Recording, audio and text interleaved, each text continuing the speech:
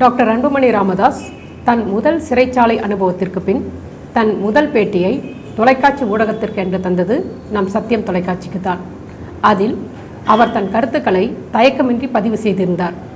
இந்நிலையில் விடுதலை சிறுத்தைகள் கட்சி தலைவர் திருமாவளவன் அவர்களிடம் நமது கேள்விகளை முன்வைத்தோம். விழுப்புரம் மாவட்டத்தில் நுழைவதற்கு தடை, சென்னையில் தடை என்ற பரபரப்புக்கு மத்தியில் எங்களுக்கு நேரம் கொடுத்தமைக்கு நன்றி. இந்த தடைகளை எப்படி நீங்கள் எதிர்கொள்ள போகிறீங்க? விழுப்புரம் மாவட்டத்தில் இன்று செஞ்சியிலும் பாக்கம் என்கிற இடத்திலும் திருமண நிகழ்ச்சிகளில் பங்கேற்பதற்கு ஒப்புதல் அளித்திருந்தேன். தற்போதைய சூழலில் இந்த நிகழ்ச்சிகளில் பங்கேற்பதற்காக நான் பயணம் செய்வது தேவையற்றது அல்லது சிக்கலை உருவாக்குவதற்கான வாய்ப்பு உள்ளது என்கிற அடிப்படையில் நாங்களே அந்த நிகழ்ச்சியில் பங்கேற்காமல் தவிர்த்து கொண்டோம். ஆனால் காவல்துறை நான் அந்த மாவட்டத்திற்குள்ளே எந்த நிகழ்ச்சியிலும் பங்கேற்பதற்கு நுழையக்கூடாது என தடை விதித்து ஆணை பிறப்பித்திருக்கிறது. மரக்காணம் வன்முறைக்கு பிறகு 144 தடை ஆணை என்பது அந்த மாவட்டத்திலே நடைமுறையில் இருக்கிறது.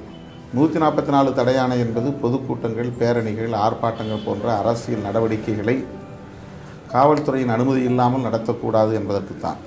ஆனால் குடும்ப நிகழ்ச்சிகளில், திருமணம், காதணி விழா போன்ற இல்ல விழாக்களில் பங்கேற்பதற்கு கூட, அதுவும் அரங்கத்தில் நடைபெறுகிற நிகழ்ச்சிகளில் பங்கேற்பதற்கு கூட அனுமதிக்க முடியாது என்று காவல்துறை கட்டளை பிறப்பித்திருப்பது வேடிக்கையாக இருக்கிறது, வேதனை அளிக்கிறது.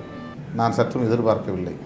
விடுதலை சிறுத்தைகளை பொறுத்தவரையில் எந்த ஒரு குறிப்பிட்ட சமூகத்திற்கு எதிராகவும் வெறுப்பு பிரச்சாரத்தை மேற்கொள்ளவில்லை, வன்முறைகளை தூண்டவில்லை, தனி கட்சி அல்லது நபர் என்று யாரையும் குறிவைத்து அவர்களுக்கு எதிரான அவதூறுகளை பரப்பவில்லை.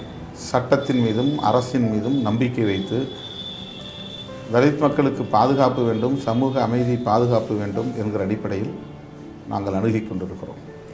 ஆனாலும் எங்களுக்கு தமிழக அரசு, தமிழக காவல்துறை விழுப்புரம் மாவட்டத்திலே நுழையக்கூடாது என்று தடை விதித்திருப்பது வன்முறையாளர்களையும் பாதிக்கப்பட்டவர்களையும் சமமாக நடத்துகிற ஒரு நிலையைத்தான் வெளிப்படுத்துகிறது. இதே போன்ற சூழலை தான் டாக்டர் ராமதாஸ் அவர்கள் சில நாட்களுக்கு முன் சந்தித்தார். விழுப்புரம் மாவட்டத்தில் நீதி கோரி அவர் ஒரு ஆர்ப்பாட்டம் நடத்தணுங்கும் போது கடைசி நிமிடத்தில் ஆர்ப்பாட்டம் அனுமதி மறுக்கப்பட்டு அவர் அதையும் மீறி போய் அவருடைய கைது, அன்புமணி ராமதாஸ் அவர்கள் கைது, உயர்மட்ட தலைவர்களின் கைது என்று அடுத்தடுத்து பல சம்பவங்கள் நடந்தேறின. இந்த அரசின் ஆணையை ஏற்று நடக்கப் போகிறீர்களா? அதை எப்படி எதிர்கொள்ளப் போகிறீர்கள்? நான் முதலிலேயே சொன்னேன், வன்முறையாளர்களையும் பாதிக்கப்பட்டவர்களையும் சமமாக பார்க்கக்கூடாது, சமமாக நடத்தக்கூடாது. இரண்டுக்கும் வேறுபாடு உள்ளது. அவர்கள் ஆர்ப்பாட்டம் நடத்துவது அவர்கள் செய்த வன்முறையை மூடி மறைப்பதற்காக. நாங்கள் கைதாக தயார் என்று போய் கைதானார்கள். கைதானதுக்கு பிறகு 12 நாட்கள் வட மாவட்டங்களிலே பொதுமக்களின் இயல்பு வாழ்க்கை கடுமையாக பாதிக்கப்படக்கூடிய அளவுக்கு வன்முறை வெடித்தது. ஆகவே இரண்டையும் நீங்கள் ஒப்பிட்டு இணையாக பார்க்கக்கூடாது, இணைத்து பேசக்கூடாது. எங்களால் யாருக்கும் எந்த வன்முறையும் இல்லை, பாதிப்பும் இல்லை. அரசு நீங்கள் சொல்கிற உங்களுடைய நியாயங்களை ஏற்றுக்கொண்டாலும் பொது அமைதிக்கு பங்கம் விளைவிக்கும் என்ற ரீதியில் இந்த தடை உத்தரவை போட்டிருக்கலாம் அல்லவா? அவங்க 10ஆம் பொதுவில் என்னவா நினைக்கிறாங்கன்னு சொன்னால், ஒரு தரப்புக்கு அனுமதி மறுத்து இன்னொரு தரப்புக்கு அனுமதி கொடுத்தா அது நடுநிலையாக இருக்காது. ஆக நடுநிலையாக இருக்கிறோங்கிற பேரில் இது பாதிக்கப்பட்டவர்களுக்கும் தடை விதிப்பது, வன்முறை செய்கிறவர்களுக்கும் தடை விதிப்பது என்கிற அணுகுமுறையை அரசு மற்றும் காவல்துறை கையில் எடுத்திருக்கிறது. இது ஏற்புடையதல்ல. நீங்கள் இப்போது அரசின் உத்தரவை ஏற்றுக்கொள்கிறீர்களா? அரசு உத்தரவு தான் ஜனநாயக விரோதமானது, சட்ட விரோதமானது. இது நடுவுநிலை தவறிய ஒன்று. எந்த பாதிக்கப்பட்டவர்களையும் வன்முறை செய்யக்கூடியவர்களையும் ஒரே மாதிரியாக நடத்துவது என்பதைப் போல ஒரு நடவடிக்கை. இதை எப்படி எதிர்கொள்ளலாம் என்று இருக்கிறீர்கள்? யார் வன்முறை செய்கிறார்களோ அவர்களுக்குத்தான் தடை விதிக்க வேண்டும். யாருடைய பேச்சு பொது அமைதியை சீர்குலைக்கிறதோ அவர்களுக்கு தடை விதிக்க வேண்டும். ஆகவே நாங்கள் விரைவில் மறுபடியும் வாய்ப்பு கிடைத்தால் முதல்வரை சந்திப்போம், அல்லது அதிகாரிகளை, உயர் அதிகாரிகளை சந்தித்து இது தொடர்பாக புகார் மனு கொடுப்போம். மரக்காணம் சம்பவத்துக்கு பிறகு முதல்வரை சந்தித்தீர்களா? மரக்காணம் தொடர்பாக அனைத்து கட்சி தலைவர்களையும் சந்தித்து அங்கே என்ன நடந்தது என்கிற உண்மை விவரங்களை எடுத்து கூறினோம். அதைப்போல முதல்வரையும் சந்தித்து எடுத்துச் சொல்ல நாங்கள் விரும்பினோம். ஒரு உயர் அதிகாரியின் மூலமாக, வாய்மொழி மூலமாக நாங்கள் ஒப்புதல் கேட்டோம். அவர் 2 நாள் கழித்து பதில் சொல்வதாக சொன்னாரே தவிர எந்த பதிலும் எங்களுக்கு வரவில்லை. ஆகவே இன்றைய சூழலில் அவர்கள் எங்களை சந்திப்பதற்கு ஒருவேளை தயக்கப்பட்டிருக்கலாம் என்கிற நிலையிலே நாங்கள் மேலும் அழுத்தம் கொடுக்கவில்லை. முதல்வரை சந்திப்பதிலே எங்களுக்கு எந்த விதமான தயக்கமும் கிடையாது. தேர்தல் அரசியல் என்கிற உள்நோக்கம் எதுவும் கிடையாது. சமூக அமைதி, சமூக நல்லிணக்கம், தலித் மக்களுக்குரிய பாதுகாப்பு, வன்முறைகளை ஒடுக்க வேண்டும் என்கிற நிலை, இந்த அடிப்படையில் தான் என்னுடைய சந்திப்பு இருக்கும். அந்த வாய்ப்பு கிடைத்தால் சந்திப்போம். மருத்துவர் சில சமூகத்து தலைவர்களை ஒன்றிணைக்கிறார், நீங்கள் அரசியல் கட்சிகளை ஒன்றிணைக்கிறீர்கள். இப்படி ஒன்றிணைப்பதன் மூலம் இந்த பிரச்சனைக்கு தீர்வு காண முடியும் என்று நினைக்கிறீர்களா? மருத்துவர் அனைத்து சாதி சங்க தலைவர்களை ஒருங்கிணைப்பது ஆபத்தான ஒரு நடவடிக்கை, சமூக அமைதியை சீர்குலைக்கிற நடவடிக்கை. சாதிவெறி உணர்வு படைத்தவர்களை எல்லாம் ஒருங்கிணைத்து ஏழை எளிய ஒடுக்கப்பட்ட மக்களுக்கு எதிரான வன்முறைகளை தூண்டுகிற ஒரு நடவடிக்கை, மனித உரிமைகளுக்கும் ஜனநாயகத்திற்கும் எதிரான ஒரு நடவடிக்கை. அதை கட்டுப்படுத்துவதற்கு தனி மனிதராக என்னால் மட்டும் முடியாது. ஜனநாயகத்தின் மீதும் மனித உரிமைகளின் மீதும் மாந்த நேயத்தின் மீதும் நம்பிக்கையுள்ள அனைத்து தரப்பினரையும் ஒருங்கிணைத்து அவர்கள் மூலமாக இதை எதிர்கொள்ள வேண்டும் என்கிற அடிப்படையில் தான் அனைத்து கட்சி தலைவர்களை நாங்கள் சந்தித்தோம். எங்களுடைய நிலைகளை எடுத்து விளக்கினோம். எங்களுக்கு ஆதரவு கொடுங்கள், எங்களை காப்பாற்றுங்கள் என்று நாங்கள் கேட்கவில்லை. தலித் மக்களை காப்பாற்றுங்கள், சட்டம் ஒழுங்கை காப்பாற்றுங்கள், சமூக அமைதியை காப்பாற்றுங்கள், சாதிவெறி சக்திகளிடமிருந்து தமிழ் நாட்டை காப்பாற்றுங்கள் என்று தான் அனைத்து கட்சி தலைவரிடத்தில் நாங்கள் முறையிட்டோம். அது ஓரளவுக்கு வெற்றிகரமானதாக அமைந்தது. இன்னின்னார் என்று வேறுபாடு பார்க்காமல் நாட்டின் சமூக அமைதியை நிலைநாட்ட வேண்டும் என்கிற அடிப்படையில் அனைத்து கட்சி தலைவர்களும் இந்த பிரச்சனையை அணுகினார்கள் என்பது உள்ளபடியே ஆறுதல் அளிக்கக்கூடிய விஷயம். நீங்கள் கூட்டிய அனைத்து கட்சி கூட்டத்திற்கு நீங்கள் கூட்டணியில் இருக்கின்ற திமுகவோ தேமுதிக உறுப்பினர்களோ யாருமே வரவில்லையே? அவர்கள் ரெப்ரசன்டேட்டிவ் நாங்கள் திட்டமிட்ட 4 அமைப்புகளை மட்டும்தான் அழைத்தோம். சிபிஐ, சிபிஐஎம், திராவிடர் கழகம், திராவிட இயக்க தமிழர் பேரவை, மனிதநேய மக்கள் கட்சி, 5 அமைப்புகள். நாங்கள் கூடுதலாக வாய்மொழியாக ஒப்புதல் கேட்டது தேமுதிக மட்டும்தான். சரத்குமார் அவர்களின் தலைமையிலான சமத்துவ மக்கள் கட்சிக்கும் நாங்கள் இந்த வேண்டுகோளை வைத்தோம். ஆனால் நாங்கள் சொல்லுகிற போதே இப்போதைக்கு இந்த மாதிரியான நிகழ்ச்சிகளில் நாங்கள் பங்கேற்பதை தவிர்க்கலாம் என்று கருதுகிறோம் என்று சொல்லிவிட்டார்கள். ஆனால் தேமுதிக தரப்பில் நாங்கள் யாராவது ஒருவர் கலந்து கொள்கிறோம், தலைவர் வர முடியாது, மற்ற யாராவது வருவார்கள் என்று சொல்லியிருந்தார்கள். அவர்களால் வர இயலவில்லை என்று மறுபடியும் எங்களுக்கு தொலைபேசி தொடர்பு கொண்டு தகவல் தெரிவித்து விட்டார்கள். ஆகவே நாங்கள் அழைத்து வரவில்லை என்பது தேமுதிக மட்டும்தான். திராவிட முன்னேற்றக் கழகத்தை பொறுத்தவரையில் திமுக தலைவர் கலைஞரிடத்திலேயே நாங்கள் நேரடியாக சொன்னோம், நாங்கள் குறிப்பிட்ட சில இயக்கங்களை மட்டும் வைத்து இந்த களத்தில் ஒரு மாநாட்டை எளிய அளவில் நடத்த திட்டமிட்டிருக்கிறோம். திமுக போன்ற கட்சிகளை அழைப்பதில்லை என்று நாங்கள் கொள்கை முடிவு எடுத்திருக்கிறோம் என்று வெளிப்படையாகவே திராவிட முன்னேற்றக் கழகத்தினுடைய தலைவர் கலைஞர் அவரிடத்திலே நாங்கள் சொன்னோம். அதற்கு அவரும் மனமும் ஒப்புதல் கொடுத்தார். ஒடுக்கப்பட்ட சமுதாயத்திற்கென்று போராடக்கூடிய நீங்கள் இதுவரை அவர்களுடைய வாழ்க்கை தரம் உயர்வதற்கோ கல்வித்தரம் உயர்வதற்கோ முழுமையான ஒரு முயற்சியை ஈடுபடவே இல்லை என்று உங்கள் சமூகத்தினரை குற்றம் சாட்டுகிறார்கள். இப்படி யாரும் குற்றம் சாட்ட வாய்ப்பில்லை. ஏதாவது போட்டியாக இயக்க வைத்திருக்கிறவர்கள் பொறாமையால் அப்படிப்பட்ட அவதூறுகளை பரப்ப வாய்ப்பு இருக்கிறது. சமூகத்தில் எல்லா ஒடுக்குமுறைகளையும் தாண்டி மேலே எழுவதற்கு, வளர்ச்சி அடைவதற்கு அவர்களுக்கு ஒரு துணிச்சல் தேவை. அது அரசியல் களத்திலிருந்து தான் பெற முடியும். ஆகவே அப்படிப்பட்ட ஒரு தலை நிமிர்வை தந்திருக்கிற இயக்கம் விடுதலை சிறுத்தைகள் கட்சி. விடுதலை சிறுத்தைகள் கட்சி என்பது ஒரு தொண்டு நிறுவனம் அல்ல. இது ஒரு அரசியல் விழிப்புணர்வை ஏற்படுத்தக்கூடிய, தலை நிமிர்வை உருவாக்கக்கூடிய ஒரு மகத்தான இயக்கம். போட்டி அமைப்புகள் என்று சொன்னீங்க இல்லையா? அப்போது டாக்டர் ராமதாஸ் அவர்கள் சொன்னது போல் ஒட்டுமொத்த தலித் சமுதாயத்தினருக்கு தலைவர் திருமாவளவன் கிடையாது, அவரின் அமைப்பு கிடையாது என்பதை ஒத்துக்கொள்கிறீர்களா? அப்புறம் எதற்காக திருமாவளவனை குறிவைத்து கடந்த 1 வருட காலமாக எதிர் பிரச்சாரம் செய்து கொண்டிருக்கிறார்?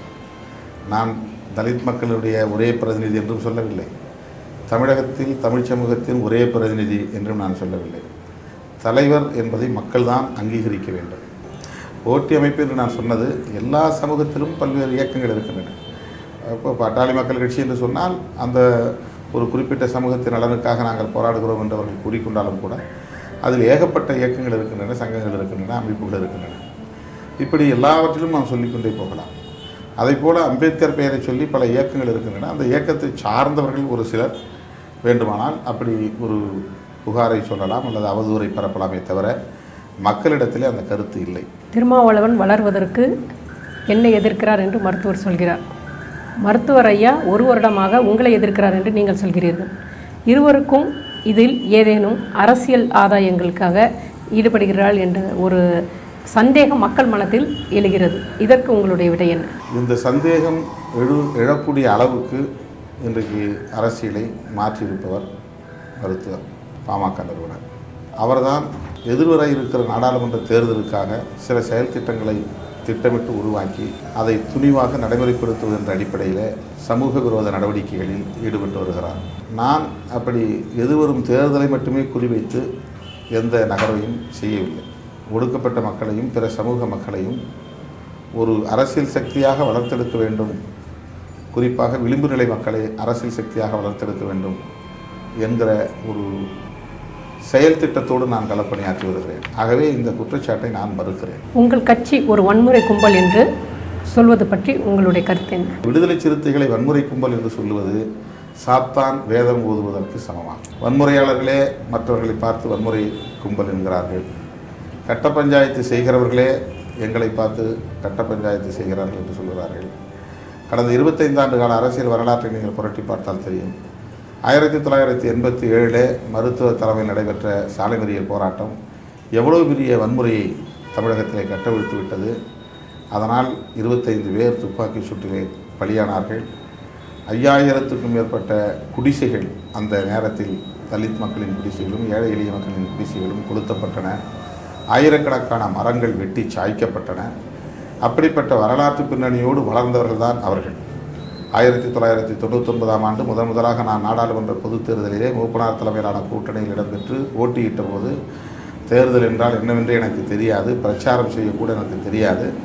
அப்படிப்பட்ட நேரத்திலே எனக்கு ஆதரவாக தலித் மக்கள் எழுச்சி பெற்றார்கள் என்கிற ஒரே காரணத்திற்காக கிராமமாக அவர்கள் பெட்ரோலை ஊற்றி தீ வைத்து கொளுத்தினார்கள். ஏறத்தாழ 85 கிராமங்கள் அப்படி கொளுத்தப்பட்டன, தாக்குதலுக்கு உள்ளாக்கப்பட்டன. 15 கிராமங்கள் முற்றிலும் எரிந்து சாம்பலாயின. அந்த அளவுக்கு 99 அவர்கள் பெரிய வன்முறையை நடத்தினார்கள். அதன் பிறகு இப்போது அவர்கள் நடத்தியிருக்கிற தருமபுரி வன்முறையும் மரக்காணம் வன்முறையும் உலகம் அறிந்த உண்மை.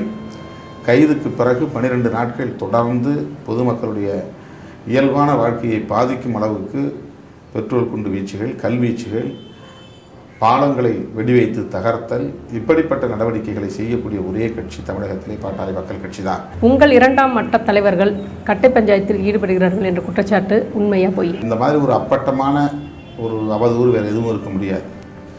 அதுவும் யாரை பற்றி சொல்வது?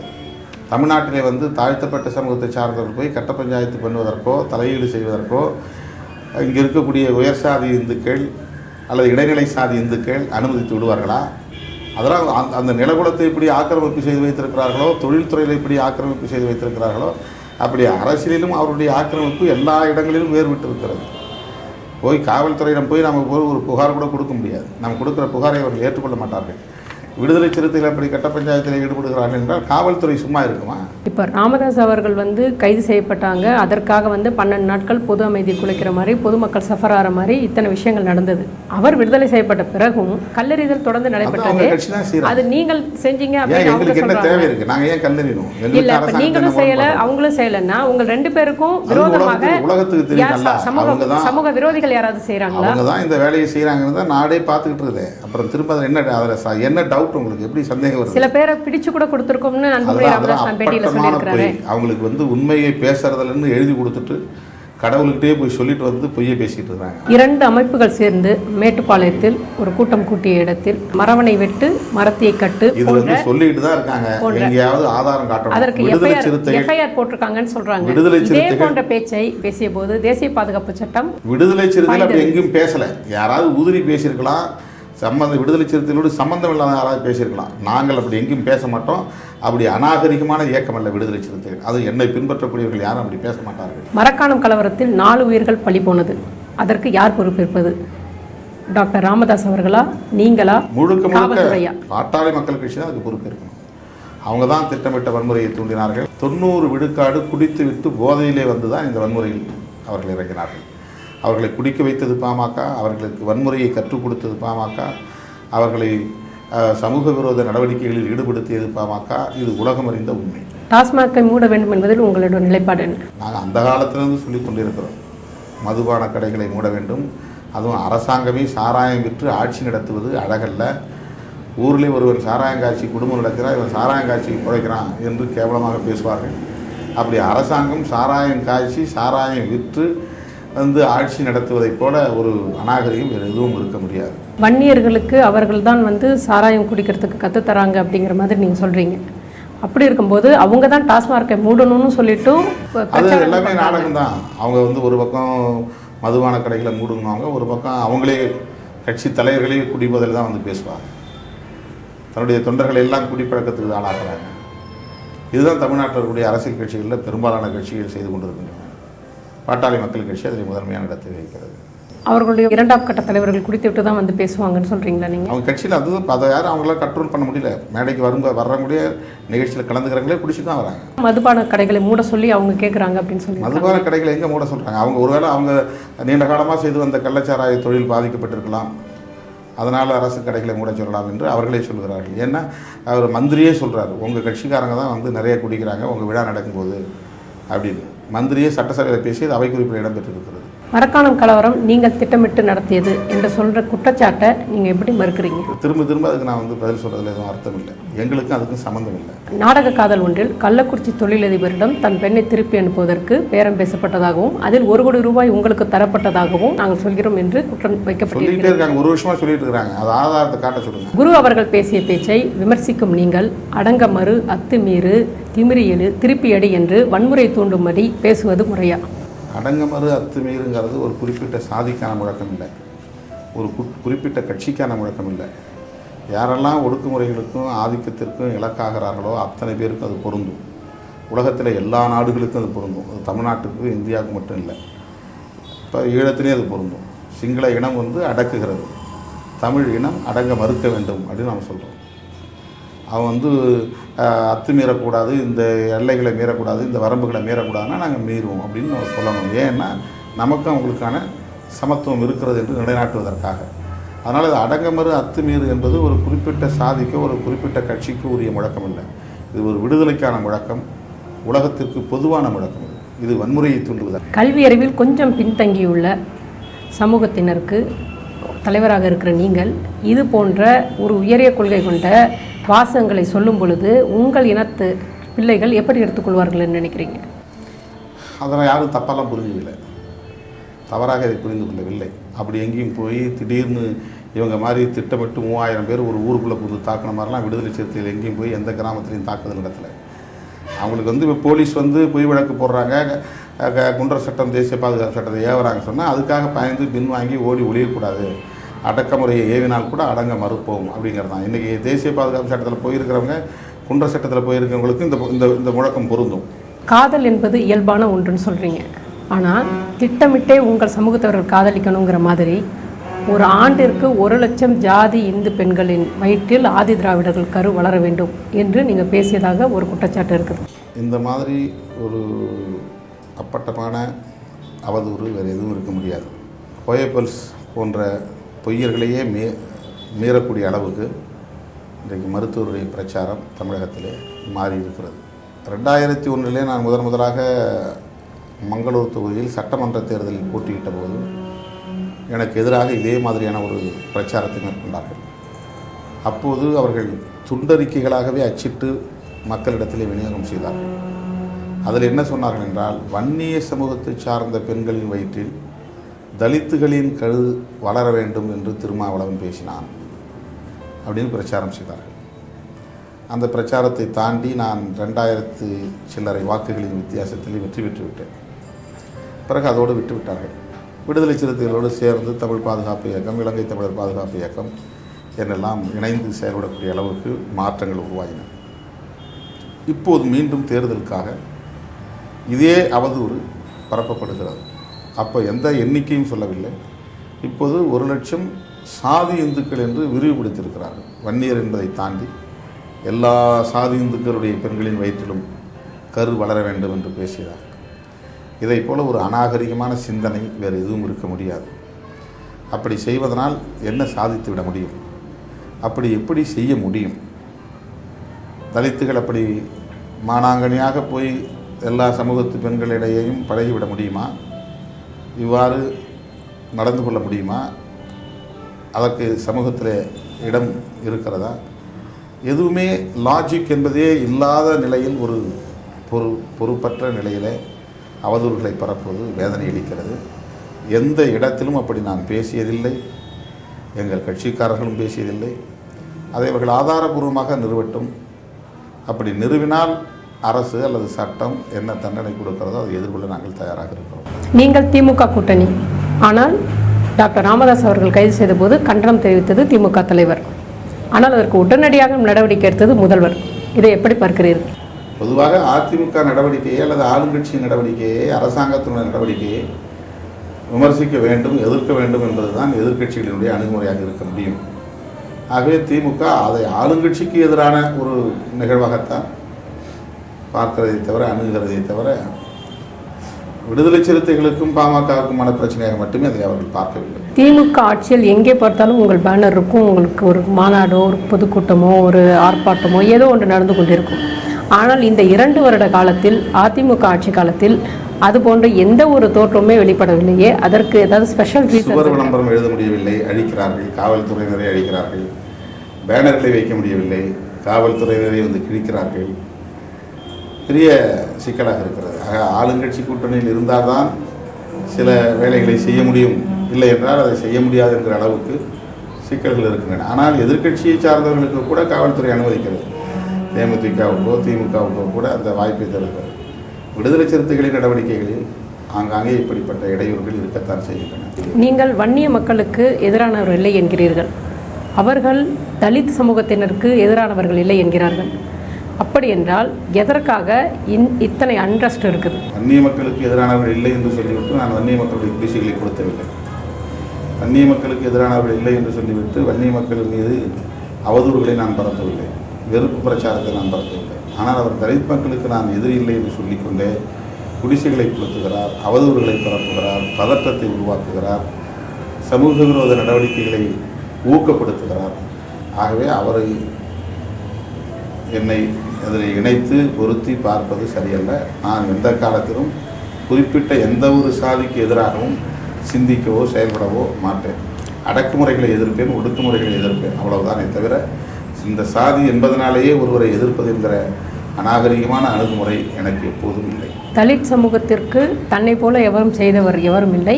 தன்னுடைய கட்சிக்கே பொதுச் செயலாளராக ஒரு தலித்தை தான் வைத்திருக்கிறேன் என்று அவர் சொல்வதற்கு உங்களுடைய பதில் என்ன? அவருடைய கட்சியில் பொதுச் செயலாளராக தலித்துகளை வைக்கிறார் என்பது நாங்கள் வரவேற்றிருக்கிறோம், பாராட்டியிருக்கிறோம்.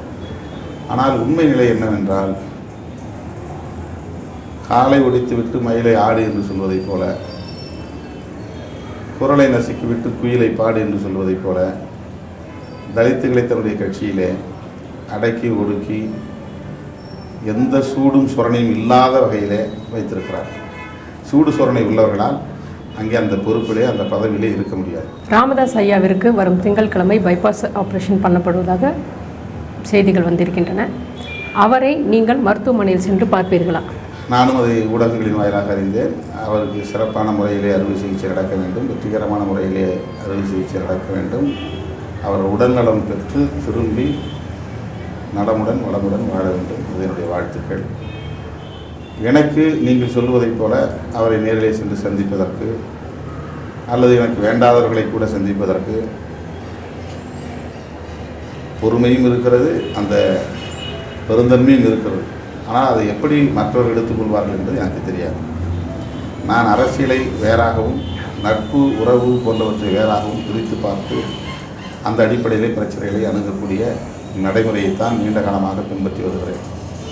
ஆகவே நீங்கள் சொல்லுவதைப் போல அங்கே போவதில் எனக்கு எந்த மாற்று கருத்தும் இல்லை.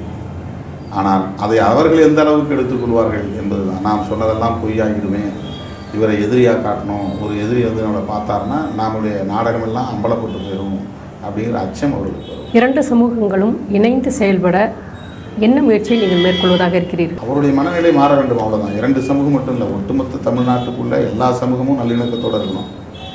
அது சாதியை முன்னிறுத்தி அரசியல் செய்யக்கூடாது. அரசியல் ஆதாயத்திற்காக சாதி உணர்வுகளை தூண்டிவிடக்கூடாது. அது ஏற்கனவே கொட்டி கிடக்கிற நெருப்பு, கொட்டி கிடக்கிற பெட்ரோல், அதில் போய் ஒரு பொரிய போட்டால் என்ன ஆகும்? இப்போ தலைவர்களாக இருக்கக்கூடியவர்கள் அதையெல்லாம் உணர்ந்து அதனால் ஏற்படக்கூடிய விளைவுகளை எல்லாம் புரிந்து அந்த அடிப்படையிலே மக்களை வழிநடத்த வேண்டும். ஆகவே 2 சமூகங்களுக்கு இடையிலே ஒரு நல்லிணக்கத்தை, நட்புறவை உருவாக்குவதற்கு தலைவர்கள் தங்களால் இயன்ற அளவுக்கு முயற்சிக்க வேண்டும். அந்த இடத்திலே நானும் என்னுடைய கடமையாற்ற நான் தயாராக இருக்கிறேன். Thank you sir.